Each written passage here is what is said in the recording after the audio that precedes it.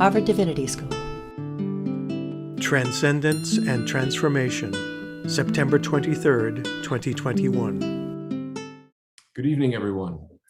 My name is Charles Stang, and I have the privilege and pleasure of serving as the director of the Center for the Study of World Religions here at Harvard Divinity School. We're here this evening to launch a new initiative at the center, one we're calling Transcendence and Transformation, or TNT for short. This evening is an opportunity for me to say a few things about the initiative and then to introduce 5 scholars, 1 research associate and 4 postdoctoral fellows who will speak in more depth about their own work and how it aligns with TNT.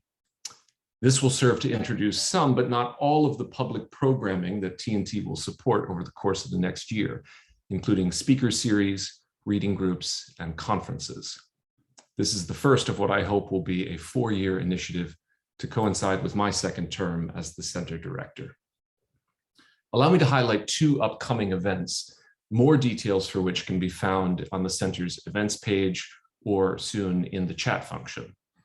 As always, the best way to keep abreast of everything we do at the center is to join our weekly mailing list. For the foreseeable future, and certainly for this semester, our public programming will remain online, Zoom webinars such as this one.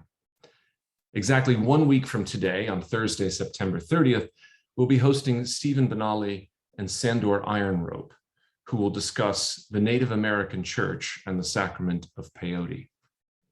This is the first event this year in our ongoing series on psychedelics and the future of religion. The following Monday, on October 4th, we'll be hosting Joy Dixon from the University of British Columbia to discuss the emergence of the modern concept of the quote-unquote divine feminine. This is the first event in a new series we're hosting under the banner of TNT, one on the divine feminine and its discontents. So please do join us for those 2 events.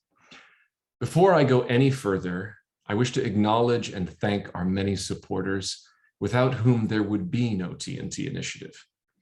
First and foremost, I wish to thank Elizabeth Revere and Brian O'Kelly, whose generosity has made all of this possible.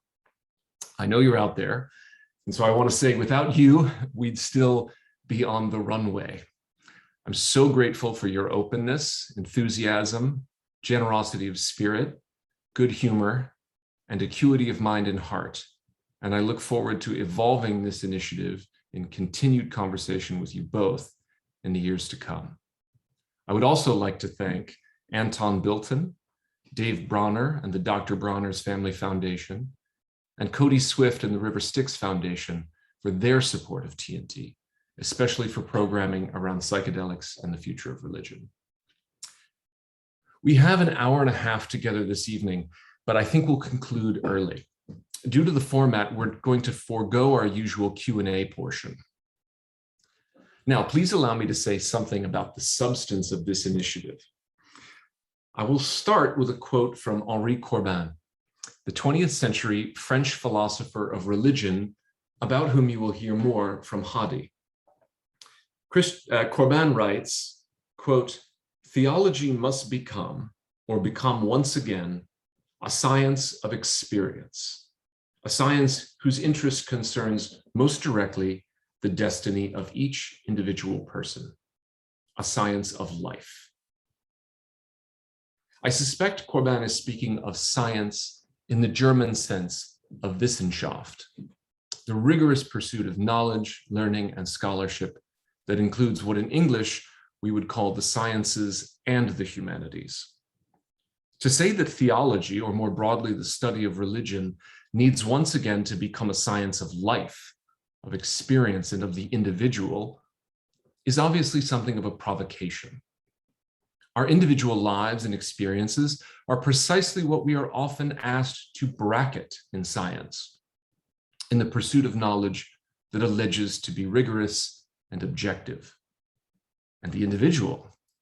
Well, individualism is often maligned today as a modern invention that champions reason over other ways of knowing, sovereign free will over contingency and necessity, atomized libertarian politics over collective action and contemplation, and of course, the endless consumption and consumerism of capitalism.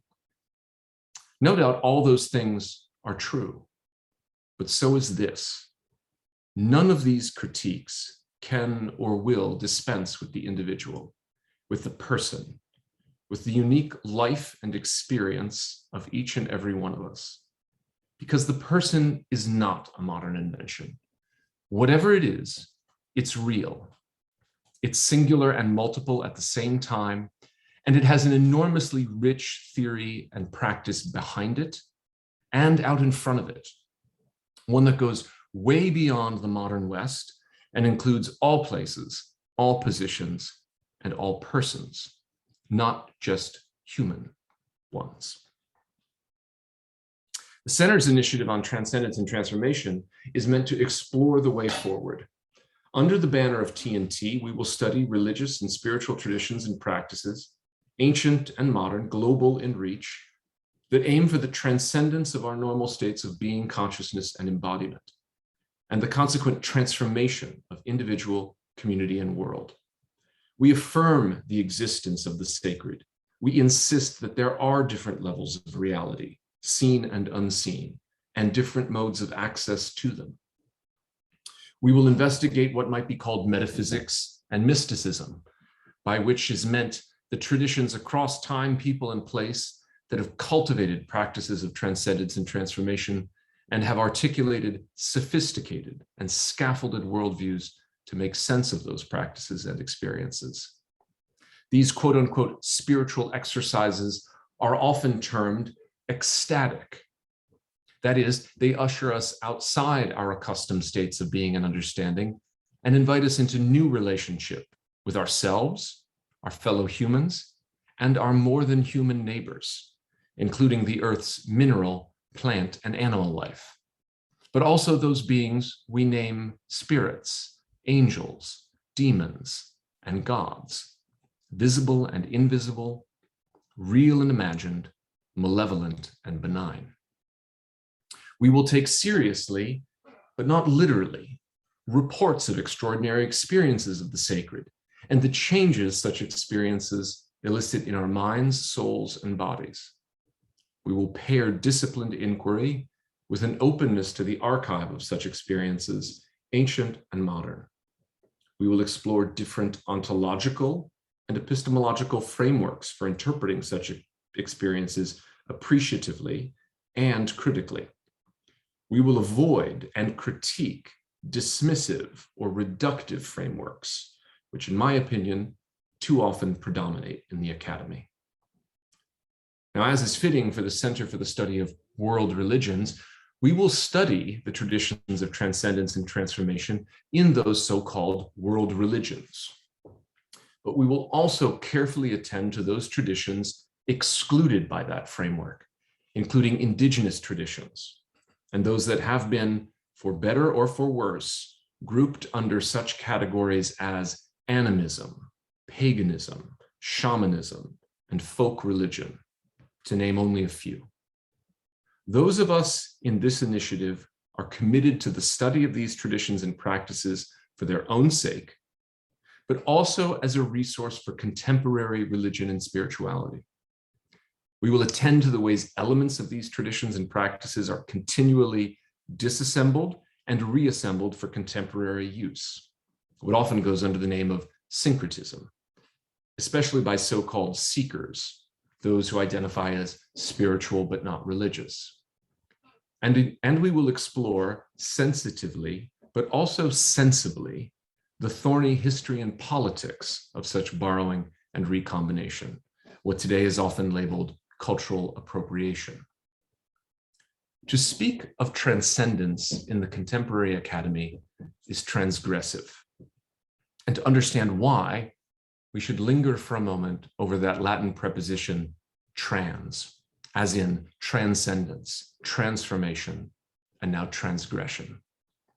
Trans means, at its most basic level, across or beyond, and it implies movement, movement from one place to another, from one state to another, across something like a threshold, a line, or a boundary. Whatever differentiates here from there this from that, one from another.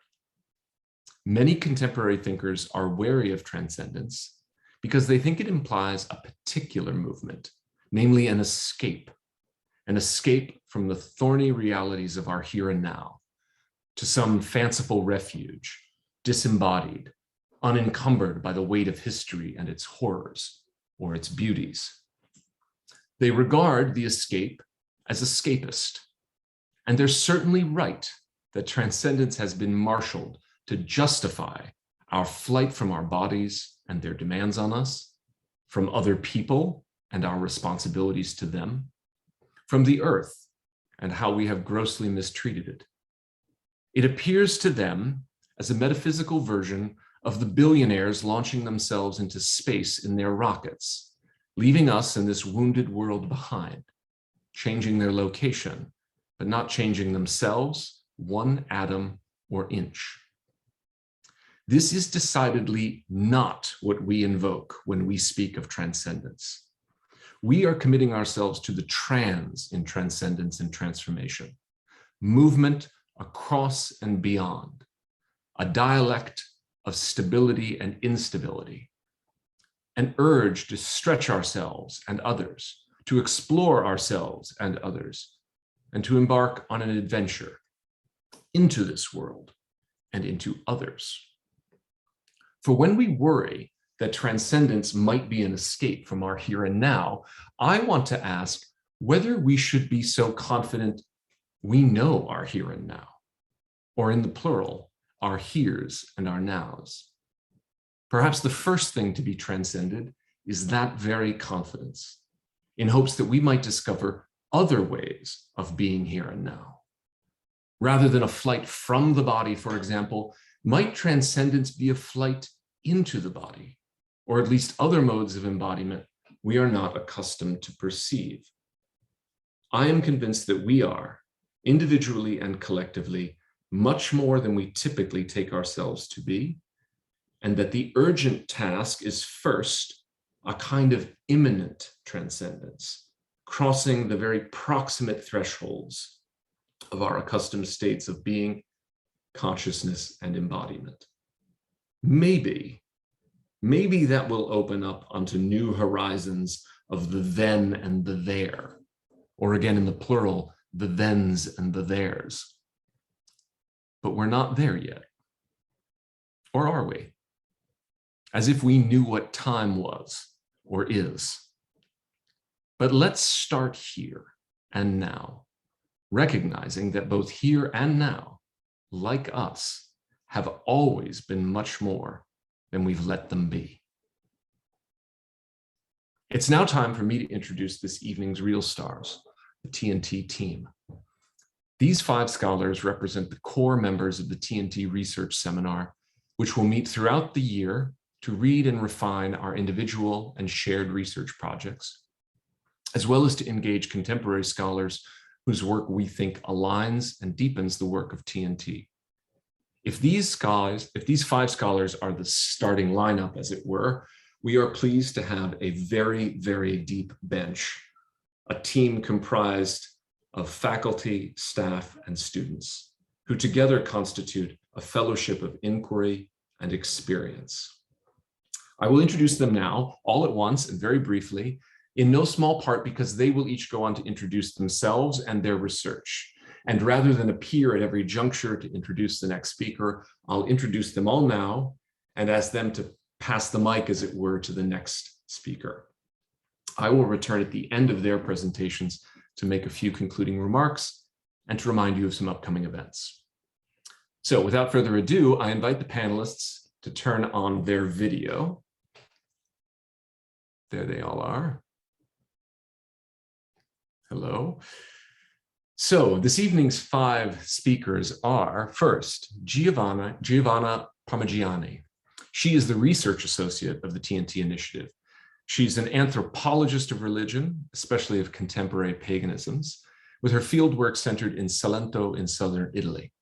She's also a lecturer on religion and cultural anthropology here at Harvard Divinity School, where she is teaching a wildly popular course on magic in the contemporary world. Giovanna is hosting a year-long speaker series called Nociologies, Transcendence and Transformation Today, about which you will soon hear more. Matthew J. Dillon is the newest member of our community and the first of our 4 postdoctoral fellows. Matt did his PhD at Rice University in their Gnosticism, Esotericism, and Mysticism program, or GEM. He is an historian of religions with a focus on mystical and Gnostic currents in Christianity. And his current research traces the afterlives of apocryphal Christian scriptures, philosophies, and mythemes in American religions and culture. The remaining 3 TNT postdoctoral fellows were all here in some capacity last year and all residents at the center. They each helped develop and mature the thinking behind this initiative, which you could say was in incubation last year. Now, with the support of Elizabeth and Brian and others, we're ready to hatch. Hadi Fakhoury is our second TNT postdoctoral fellow. Originally from Beirut, Hadi comes to us by way of Montreal, where he did his PhD in McGill's School of Religious Studies. Hadi's research has 2 loci. First, the relationship between philosophy and religion in the thought of the German philosopher Friedrich Wilhelm Joseph von Schelling. And second, the philosophy and spirituality of Henri Corbin, the influential 20th century French scholar, philosopher, and comparative theologian whom I quoted earlier, and on whom Hadi and I are organizing a conference in May of 2022 entitled Adventures in the Imaginal. J. Christian Greer is our third TNT postdoctoral fellow. Christian is an alumnus of HDS, and he did his PhD at the University of Amsterdam in their Department of History of Hermetic Philosophy and Related Currents. Christian's research addresses popular culture and religion, radical politics and religious activism, ecological spirituality, and finally, drugs and religion, especially what he calls psychedelic spiritualities. Christian is organizing a weekly in-person reading group entitled Modern Psychedelic Spiritualities in Historical Contexts, Explorations in the Ludlow Santo Domingo Library, a library which is currently housed at Harvard. And finally, Mimi Winik, our 4th TNT postdoctoral fellow. Mimi was here last year as a research associate in the Women's Study in Religion program, and she stayed on to take part in this new initiative. She received her PhD in English literature from Rutgers University, and her research for TNT focuses on how prose literature fosters sustained experiences of transcendence and transformation, both in individuals and in communities of readers. Mimi and Hadi are organizing the speaker series and reading group on the divine feminine and its discontents, about which you'll hear more shortly. So thank you for your patience as I've droned on. Thank you for your interest in this initiative. And thank you for being bigger than we are told we are, and for leaning into that. I'd now like to invite Giovanna to take the stage, as it were. Giovanna. Thank you, Charlie. Good evening and welcome. My name is Giovanna Parmigiani, and I'm very pleased to be the research associate at the Transcendence and Transformation Initiative at the CSWR this academic year. As Charlie just noted, I'm also a lecturer in religion and cultural anthropology at Harvard Divinity School, where I teach courses in the anthropology of religion and magic, on sensory and medical anthropology and the study of religion, and on earth-based spiritualities. I am a sociocultural anthropologist, and I received my master's degrees in Italy, where I come from, at the Università Statale di Milano, and in the UK at the London School of Economics. I got my PhD instead from the University of Toronto, and I worked as a postdoctoral fellow here at Harvard. My research develops at the intersection between women's studies, religion, and politics. And my fieldwork is based in southern Italy, in the area called Salento, the southeastern fringe of the Italian peninsula, or the heel, so to speak, of the Italian boot. All my work stems from my intensive presence in the field. I spent more than 4 years in the last 10 doing participant observation among women's groups in the Salento area. feminist activists first, and New Age and pagan practitioners then. As a matter of fact, one of my interests here at the TAT initiative and more in general is exploring the possibilities and limitations of ethnography as a research method, and inquire the dimension of transformation and possibly of transcendence embedded in this practice for both ethnographers and interlocutors. My first book is titled Feminism, Violence and Representation in Modern Italy, and focuses on the political practices of Italian feminists in reference to gender violence and femicide. That is to say, the killing of women by the hand of men for the fact of being women. I read their activism around representation as an ethical and an aesthetic practice. I focus on the importance of the senses in political activism and more broadly on the political dimensions of imagination, understood here as a quote-unquote embodied minding. In my second book, titled The Spider Dance, instead I focus on the reappropriation of pizzica, a traditional dance used in Salento until the 1960s and 70s to heal from a malaise allegedly caused by the bite of tarantula spiders. In particular, I look at how the phenomenon that I just described, that now disappeared, that goes by the name of tarantismo, has been reclaimed and transformed within pagan spaces, becoming a commonly used healing and magical practice. I here propose a reading of magic that puts at the forefront specific non-linear ways to experience time and temporality, and suggests that different experiences of time and temporality can foster well-being. Here at the TAT initiative, I'm working on my new project on magic and populism, entitled Magic and Populism in Southern Europe, Lived Religion, Materiality and Gender, in which I examine the connection between magic, understood here as a participatory consciousness, and populism. I recently published on the topic of conspiracy theories and New Age spirituality during the COVID-19 pandemic, and I will continue to explore the role of non-rational ways of knowing in contemporary politics and spirituality.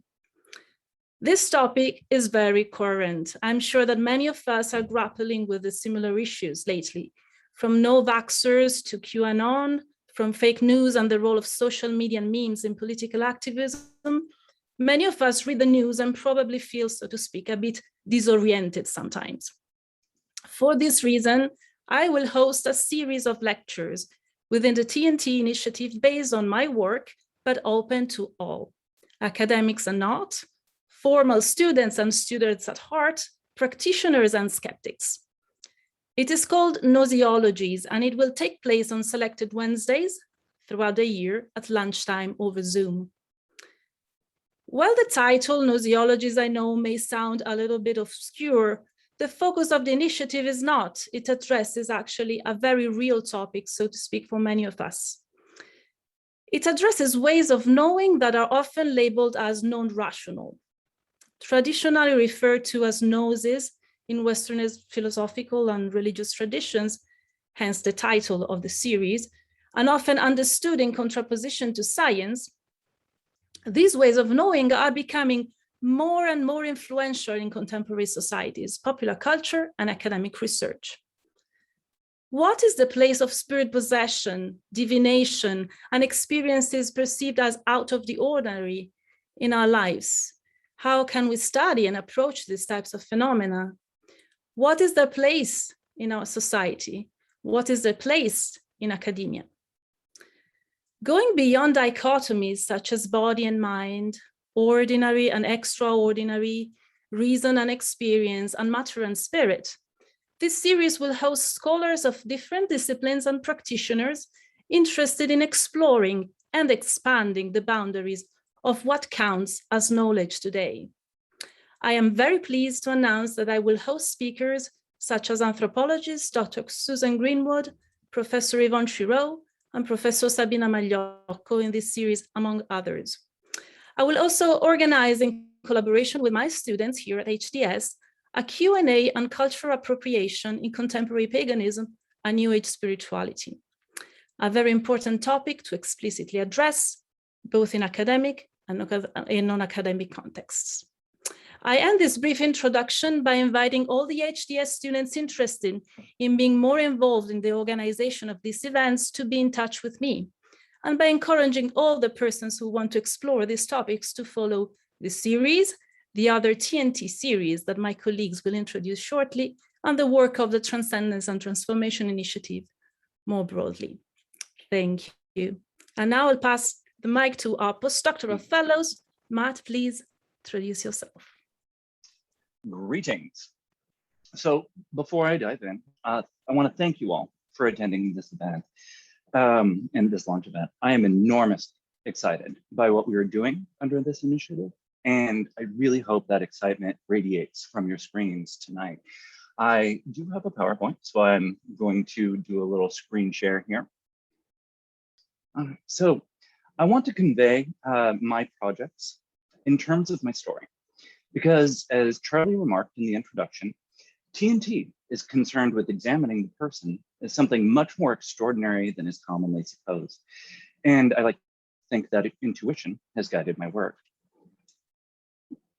So I'm one of those strange birds who got interested in mysticism while still a teenager. Reading authors from the Beat generation and listening to metal opened the doors of perception to meditation, ritual magic, and the study of altered states of consciousness and energy. I became sensitized at a young age to see popular culture as a vital site of transcendence and transformation, and that carries into all my work to this day. When I went off to college, I decided to major in psychology and philosophy, as we weirdos are wont to do. By happenstance, I found myself in a philosophy department that had enough courses in mystical philosophy, Jewish Kabbalah, Islamic Sufism, philosophy of the afterlife, and much, much else, that I could actually major in comparative mysticism. So I went down the rabbit hole.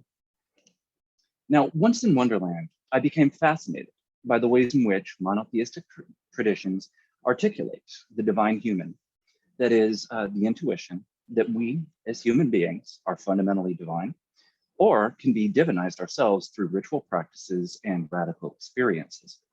So I wrote my undergraduate thesis on depictions of Adam prior to the fall in the Zohar, Kabbalistic text, and the works of the Andalusian mystic Ibn Arabi as spaces in which within monotheistic mystical texts, our divinity was understood and encoded.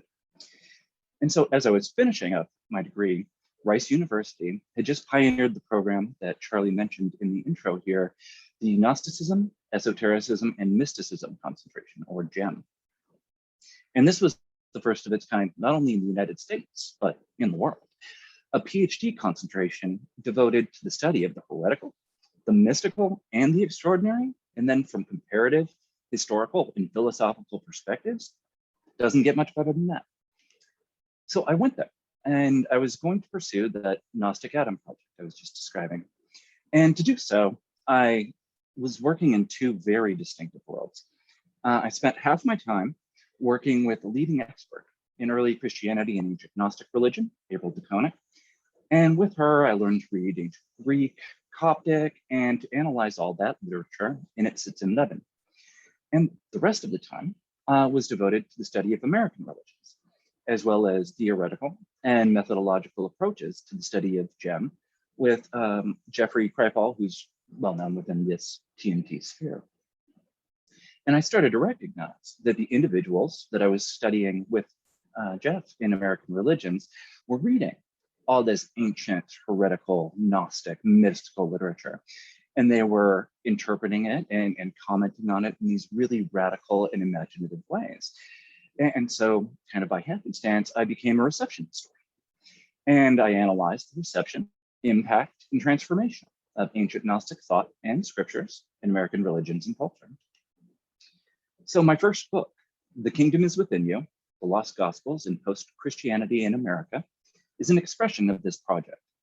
I chart the religious reception of the Nag Hammadi codices, pictured here, which contain 53 scriptures, including works such as the Gospel of Thomas, the Apocryphon of John, and the Gospel of Philip, that all arise from the period of Christian origins, which were rediscovered in a cache near Nag Hammadi, Egypt in 1945. And I chart that religious reception today within traditional Christianities, new religions, new media, the arts, and among seekers or the spiritual but not religious. So I argue that the Lost Gospels function as a kind of return of the repressed Christian memory in America. That is, they open up a debate about crucial symbols within Christian origins: Jesus, Mary Magdalene, the canon, and the Gnostics. And in so doing, foment debates over who has authority within Christianity today. Moreover, I found that many of the pivotal figures in this history had become disillusioned with traditional conciliar Christianity, and they yearned for a more mystical, feminist, and progressive form of Christianity, and they would find it in the Lost Gospels. Whether or not it's there in the Nag Hammadi is a big part of the actual book itself, though. So, the Lost Gospels give figures like Elaine Pagels, Stephen Huller, and Rosamunde Miller, priests within the major denominations of the Gnostic Church in California, and Jay Shaberg, the opportunity to reinterpret the symbols of Christian memory in a way that better aligns with features of postmodernity, such as humanism, individualism, feminism, sexual liberation, et cetera, et cetera. And if this is of interest to you, the book is under contract with University of Virginia's American Spirituality series, and you can expect it in your hands and ready for your eyes in a little over a year. So as I was finishing this project and wanted to return to the Gnostic Adam project, which has been with me for so long, one of my former advisors recommended Charles Stang's own Our Divine Double. And this book really made something click for me in that it recognized the import of image and likeness discourse. So Genesis 1:26 in talk of the prelapsarian Adam and divine human, but it opened a space for moving beyond that to a more comparatively robust symbol, the divine double. Now, this double encompasses a notion of selfhood, conceived as a sort of false or limited conscious self, and its divine counterpart, which are united in a deeper unity. In ancient Jewish and Christian sources, gnosis of this identity and duality results in divinization and ultimately salvation. So my second project, tentatively titled Electric Soul, Psychology, Technology, and the Divine Double, will chart the afterlives of this important idea in the 20th century West. More specifically, I will show how religious, psychological, and technological discourses converge as contemporaries theorize this form of self-knowing. The book will focus on case studies of 6 individuals who had unbidden, which is important to me, and extreme experiences of intrapsychic alterity that drove them to formulate new models that James would call a multiplicity of self. And those are Carl Jung, L. Ron Hubbard of Scientology fame, Paramahansa Yogananda, Elijah Muhammad, Jane Roberts, and David Icke. Now, each of these cases negotiate their experiences of the double with contemporary psychoanalysis or neuroscience in ways that attempt to elude reductive explanations. At the same time, each of them turns to technological discourses in order to explain the shift from one mode of being into another. So for instance, Elijah Muhammad and David Icke turn to the idea of genetic manipulation to explain how we have forgotten our divine double. Others, like Jane Roberts, reimagine the double as a kind of non-local media transmitter and receiver. But ultimately, each of these cases articulates a new mystical metaphysics that negotiates their experiences of the double with the technological imagination, what the world is and what it could become. So thank you very much for your time. Please keep an eye on the website for all the happenings here. And I am very happy to hand the mic to my dear friend and colleague, Hadi. Thank you very much, Matt. I just would like to share some slides. All right, well, hello everyone. My name is Hadi Fakhoury. I am a postdoctoral fellow on the Transcendence and Transformation Initiative. I received my master's from the Institute of Islamic Studies and my PhD from the School of Religious Studies, both at McGill University, Montreal. My main area of research is the philosophy of religion, namely the philosophical investigation of the themes and concepts involved in religious traditions. My project at the CSWR is titled Towards a Hierology, Henri Corbin and the Reorientation of the study of religion. It focuses on Henri Corbin, a 20th century French philosopher, theologian, and pioneering scholar of Islamic theosophy. Corbin is an altogether unique thinker. If his home discipline is Islamic studies, the breadth of his learning, intellectual dialogues, wide-ranging influence, and goals mean that his work transcends narrow disciplinary confines. Through his work, Corbin sought to mediate between modern European philosophy and traditional Eastern intellectual traditions. He did so through creative translations across different intellectual, religious, and linguistic idioms, thereby paving the way for thinking about and engaging with traditional texts in a modern, secular, and pluralistic context. Corbin's reception has far too long been unjustly confined to the domain of specialists, who have been exclusively concerned with assessing his scholarly contributions to the study of Islam, and who have failed to recognize the originality and enduring value of his ideas. Therefore, the reception of Corbin needs to be reoriented to widen his relevance and allow fresh critical engagements with his works. At the core of my project is the premise that Corbin is best understood and studied as a Gnostic philosopher in his own right, as an original comparative theologian, and as a powerful theorist of mystical experience. By looking at pre-modern visionary accounts through a phenomenological lens, Corbin affirmed their metaphysical reality and rehabilitated their perennial meaning. Thus, he challenged secular approaches that either negate the sacred or relocate it to an unknowable transcendence. My project thus seeks, one, to move beyond reductive, partial, and hostile readings that characterize Corbin as an undisciplined visionary who ignored scholarly principles. Two, to bring Corbin out of his relative obscurity in the annals of modern Islamic studies and present him to a broader academic audience. Three, to shed new light on Corbin's thought based on extensive cutting-edge academic archival research. And four, to inspire a new generation of scholars in various areas to discover and engage with Corbin. The project has three goals. First is the publication of a bilingual, in French and English, edition of previously unpublished writings by Corbin.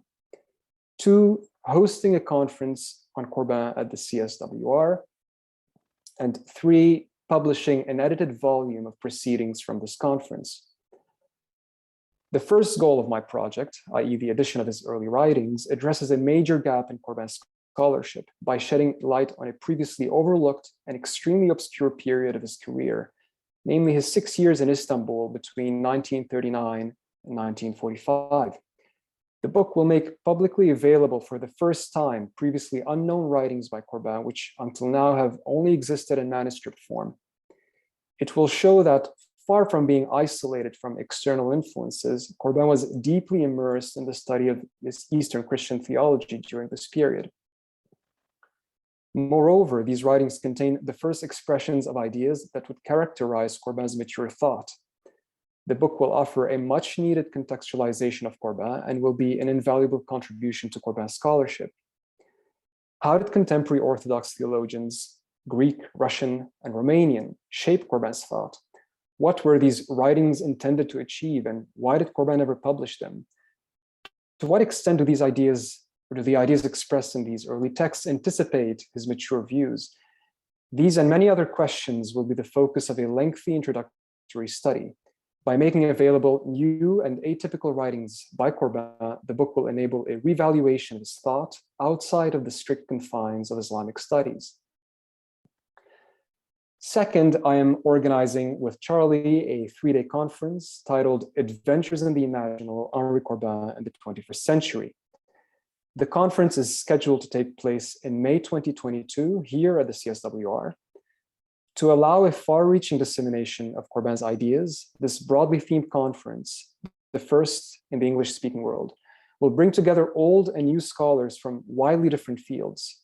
Several eminent scholars in various areas, anthropology, political theory, philosophy, and psychoanalysis, among others, have already agreed to participate. We would like to encourage novel, critical and creative approaches to and appropriations of Corbin's work. What might a fresh engagement with Corbin's work reveal today? How do new sources and developments in scholarship change our understanding of him and his legacy? How can we continue and expand on his approach to the study of religious texts? What are we to make today of his efforts to reintroduce ancient theories of the active imagination, or what he called the imaginal, into modern thought? How does his interest in the imagination differ from the contemporary resurgence of interest in the imagination? Finally, is his appeal to the figure of Sophia and the divine feminine still relevant today, and why? The conference will take up these and other questions in hopes of reestablishing Corbin's legacy for the 21st century. This event will not exactly conform to the format of a traditional academic colloquium. Indeed, in addition to scholarly presentations, we are putting together a special panel on Corbin and the arts for each of the 3 conference days. The goal of this panel will be to showcase Corbin's wide-ranging legacy in arts and letters, and to encourage interdisciplinary collaborations. Some of the events which have already been planned for this panel include the staging of a play, a musical concert, and an art exhibition. Stay tuned for details. Third, I will co-edit with Charlie a volume of proceedings based on this conference. This book will be the very first edited volume in English on Corbin, and a much needed one. This conference and the volume of its proceedings will launch Corbin's studies in a North American academic environment. These 3 projects, I believe, will stimulate a much needed reorientation of Corbin and his distinctive, though underappreciated, contribution to the study of Iranian and Islamic mystical currents and their spiritual legacy to humanity. In addition to my work on Corbin, I'm preparing this year a book on the 19th century German philosopher Friedrich Wilhelm Joseph von Schelling. Schelling was an important intellectual source for Corbin, and indeed one of the major philosophers in the Western tradition. My book will offer a study of Schelling's later philosophy of religion through an analysis of an important but overlooked work from his later period, namely his treatise on monotheism. My book will also include the first English translation of Schelling's work. Finally, this year, I am co-organizing with my colleague and friend Mimi Winik a speaker series and accompanying reading group on the theme of the divine feminine. My interest in this theme stems from 2 areas, mainly. First is my interest in Russian sociology, a philosophical and theological current beginning with the 19th century mystical philosopher Vladimir Solovyov and developed by his Russian and non-Russian successors, including Corbin. This lineage foregrounds the biblical figure of Sophia, who represents the wisdom of God and enables the mediation between God and his creation. My second interest are influential theories of matriarchy and patriarchy and their historical genesis in the work of the 19th century Swiss jurist and anthropologist Johann Jakob Bachhofen. Our series on the divine feminine will explore these themes, among many others, in a comparative and critical context. I will be notably hosting 2 events on sophiology, its German and Russian sources, and an event addressing the topic of goddess worship in pre-Islamic Arabia. I thank you for your attention and look forward to being part of this initiative. And now I hand over the mic to Christian Greer, my colleague. Thanks so much, Hadi. Hi, everyone. I'm Jay Christian Greer, a postdoc fellow in the Transcendence and Transformation Initiative at the CSWR. In addition to earning an MDiv at Harvard Divinity School right here, I received my MA and PhD in esotericism from the History of Hermetic Philosophy department at the University of Amsterdam. I'm happy to say that I have 3 exciting projects in the works here at the CSWR. The first is Angel-Headed Hipsters, Psychedelic Militancy in Cold War America, my first book manuscript. This book offers a new framework for interpreting the impact of psychedelic substances on post-war American culture. It does this by tracing the fundamental role of psychedelicist churches, fellowships, and sects as they played in the rise of hip culture. From the hipsters of the 1950s beat generation through the hippies of the 1960s. and then the return of the hipsters and decades hence. This research concerns the complexities, contradictions, and assumptions that shaped the North American counterculture. The book is under contract by University of Oxford Press, and like Matt's book, should be available in about a year. The second project is also a book, though an edited volume instead of a monograph.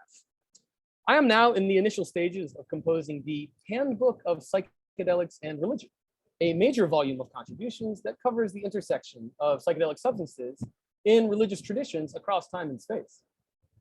Co-edited with Christopher Partridge, the Handbooks of Religion and Psychedelic Substances offers a dispassionate, interdisciplinary analysis of drug-induced religious experience and the ritual use of psychoactive substances, thereby challenging the widespread tendency of scholars of religion to neglect the profound impact that psychedelics have had on global religion.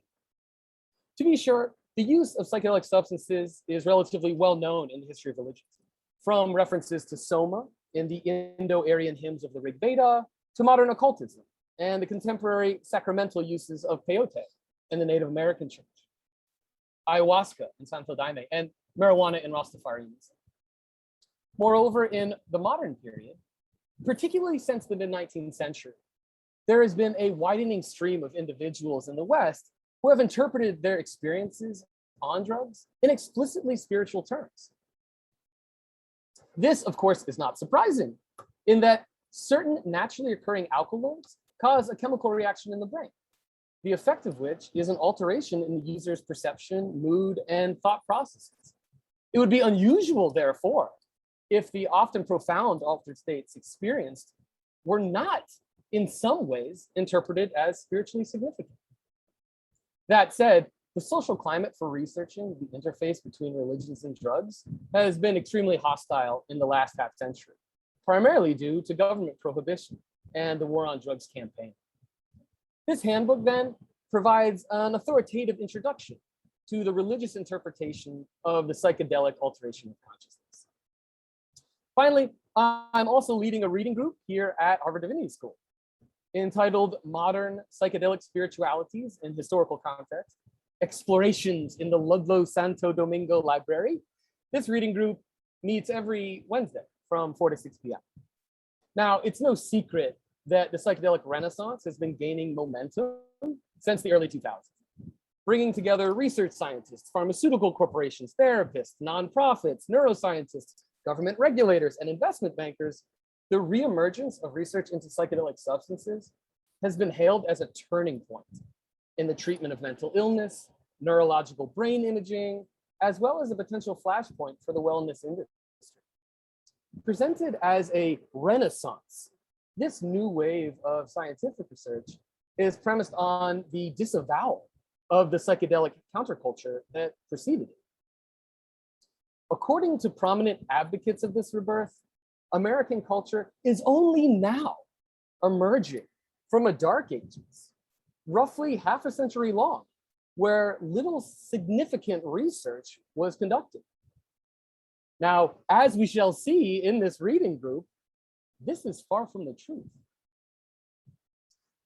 The reading group problematizes the rebirth or renaissance narrative of the psychedelic renaissance by analyzing the underground researchers, the spiritual communities, and new religious movements that have spent the last 70 years engaged with psychedelic substances. And here I'm thinking particularly of lysergic acid, that would be LSD, psilocybin, that would be magic mushrooms, or dimethyltryptamine, that would be DMT. Now, special attention in this group focuses on the diverse modes of expression for psychedelic spirituality. And rest assured, there are many, many, many different expressions. For example, you might know the back to the land communitarianism, or the movement of underground chemists that have been working over the last 7 years. Possibly you know about politically militant cadres across the spectrum from left to right, or maybe technologists or futurist cooperatives that use psychedelics, or of course, musical collectives, the Grateful Dead, you know, Fish.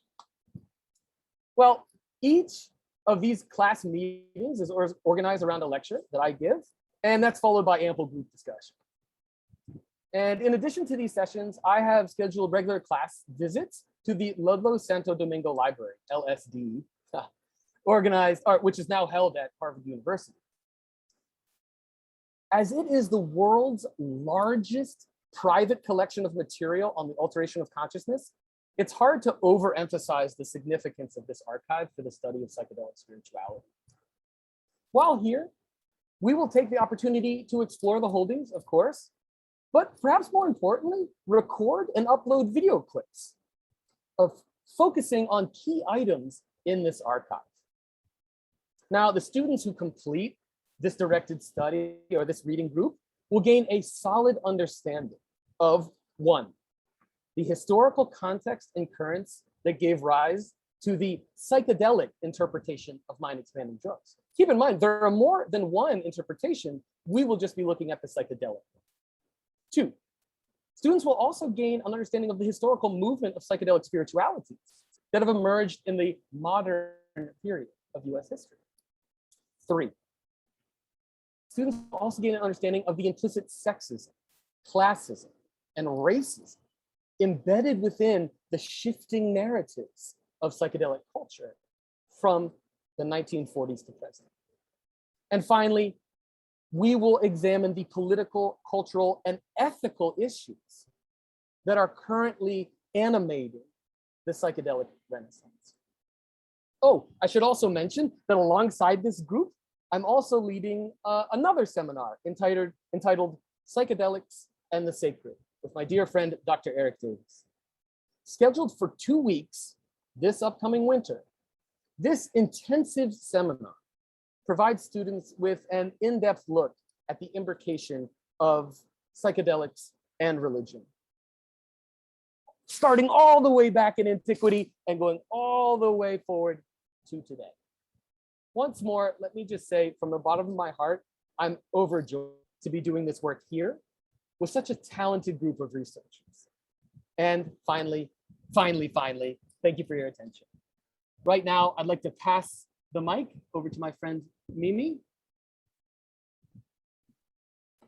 Thank you, Christian, and thank you everyone in attendance tonight. I too am thrilled to be here. My name is Mimi Winik, and I am a literary historian focusing on British and North American literature from the 19th century to the present, with particular attention to religion, gender, race, and how people have used these categories to shape their literary and scholarly practices.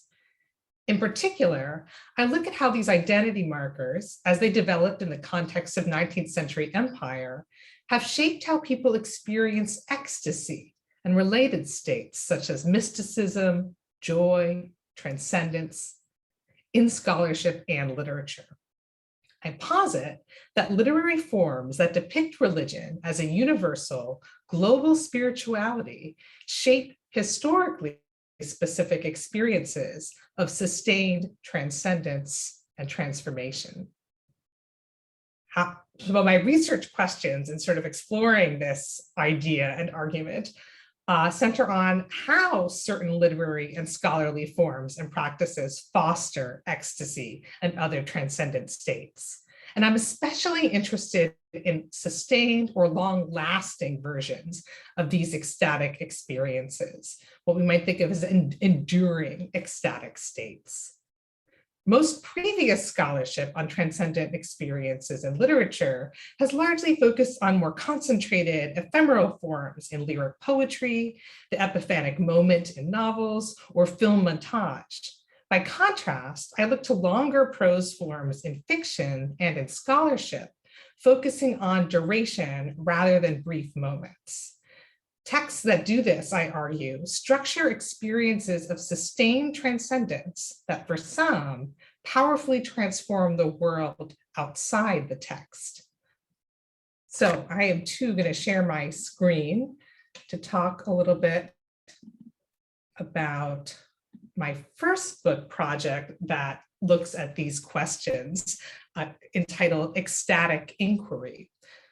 In this project, I explore how the first generation of women theorists of religion in Britain took ecstasy as subject matter, scholarly evidence, and a form of scholarly practice in their studies of ancient Greek religion, medieval romances of the Holy Grail, and the early modern witch trials.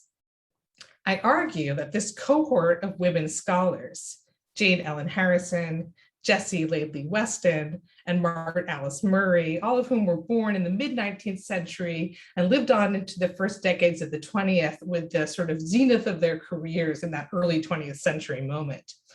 I argue in this book that they created a major, but largely unacknowledged tradition of feminist inquiry in religious studies that constitutes a key site of the origins of later goddess spirituality movements.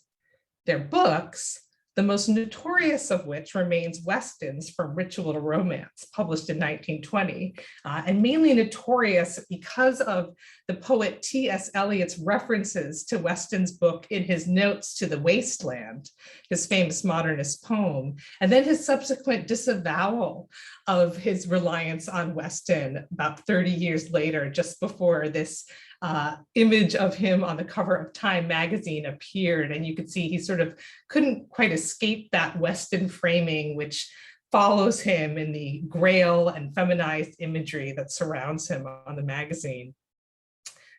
So these figures and their scholarship were first praised as path-breaking and then dismissed as pseudo-scholarly, even as their work and their theories persisted, particularly in popular culture, shaping imaginative literature, feminism, and new religious movements.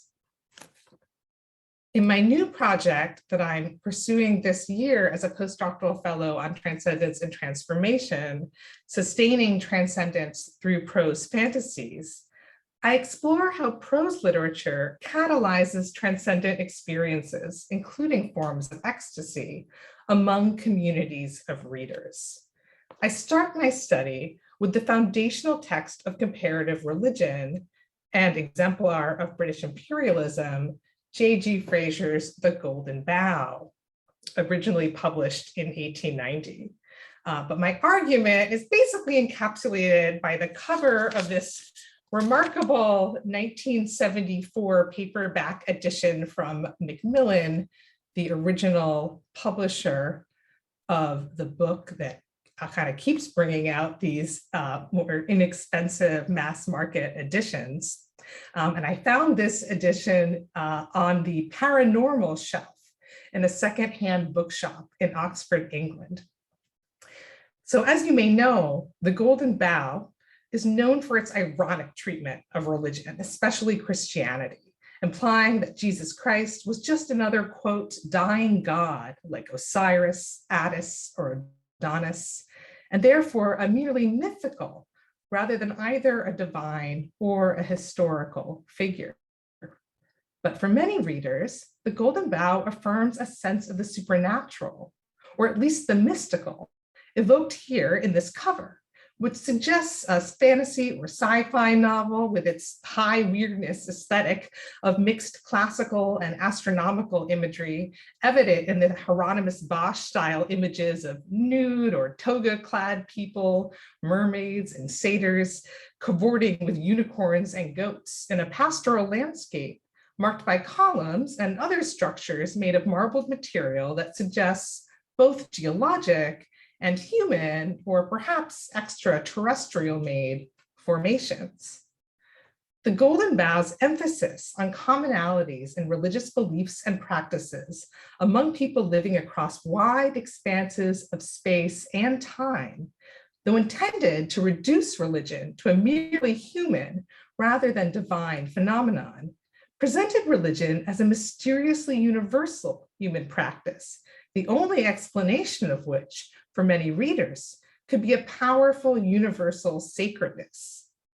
For some of these readers, the book, with its vivid accounts of ritual and its theory of magic, even offered a practical guide to reviving ancient religions for modernity. So further in this Sustaining Transcendence project, I look also at occult periodicals of the early 20th century, represented here by an issue of The Quest. And I consider how their serial form might shape experiences of sustained ecstasy too. Finally, I consider what we might call revisionist fantasy fiction, including The Mists of Avalon, a best-selling feminist retelling of the legend of King Arthur, and works of so-called counter-Lovecraft fiction that rework the notoriously racist and xenophobic fantasy horror of H.P. Lovecraft, the early 20th century American writer, and build new worlds out of his materials, offering contemporary readers a different sort of transformative experience. So in closing, in moving from ecstatic inquiry to sustaining transcendence, I turn from writing about the role of a feminist spiritual practice in the genealogy of religious studies to writing of a wider range of writers and readers of literary texts concerned with religion, and how those texts seem to operate for them as catalysts for ecstatic and perhaps spiritual experiences. Finally, as has been mentioned, as part of these projects, I am working with Hadi to coordinate a speaker series and reading group on the subject of the divine feminine and its discontents that looks at the history and questions the future of this popular but vexed concept for scholars and religious practitioners. And we'll be inviting historians, ethnographers, philosophers, feminist theologians, and others to speak on this topic and both explore, as Charlie mentioned, the sort of dialectic of stability and instability of both of our key terms of divine and feminine.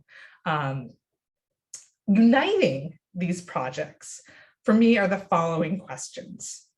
How is ecstasy related to mysticism, historically, aesthetically, phenomenologically? Can ecstasy be a sustained state rather than an ephemeral one? How has ecstasy been shaped by post-Enlightenment concepts of race, gender, and sexuality? And what methods of inquiry might help us approach such a notoriously ineffable, unspeakable condition? In my own work, I use methods from literary studies, formal analysis, archival research, as well as social science research, including surveys and interviews of readers to pursue these questions. Ultimately, I hope to make contributions with this work to literary and religious studies, and to suggest how the historical work I do might illuminate resources for transcendence and transformation in scholarly work today. In this way, I'm interested in the potentials and perhaps the pitfalls of exploring the place of transcendental experiences in historical and contemporary scholarly practices in the context of the history of and crisis in the humanities. To this end, my work intends not only to discuss artists, writers, and scholars, but to seriously attend to the accounts of extraordinary experiences of readers, and to consider how these relate to experiences of transcendence explored by my colleagues in the context of ancient religions, psychedelics, philosophy of religion, and new religious movements. And I'm very excited to be pursuing these ecstatic inquiries alongside this fabulous group of colleagues and in this wider community. Thanks very much. Well, thank you. Thank you, Giovanna, Matt, Hadi, Christian, Mimi. I'd like to invite you to turn your video on so everyone can have one last good look at you all. Thank you for your very clear and very compelling introductions of your individual and shared research projects. And I look forward to working with all of you over the course of this year. As for the audience, I hope this evening has given you a small taste of the talent we have assembled as part of this initiative. I want to remind you once again to check out our upcoming events. And as always, the best way to stay abreast of what we're doing at the center with this initiative and with all our programming is to sign up for our weekly newsletter. So thank you, panelists, thank you, supporters, and thank you, audience. I look forward to seeing you soon. In the meantime, I wish you all the best for your own transcendence and transformation. Good night and goodbye. Sponsor, Center for the Study of World Religions. Copyright 2021, the President and Fellows of Harvard College.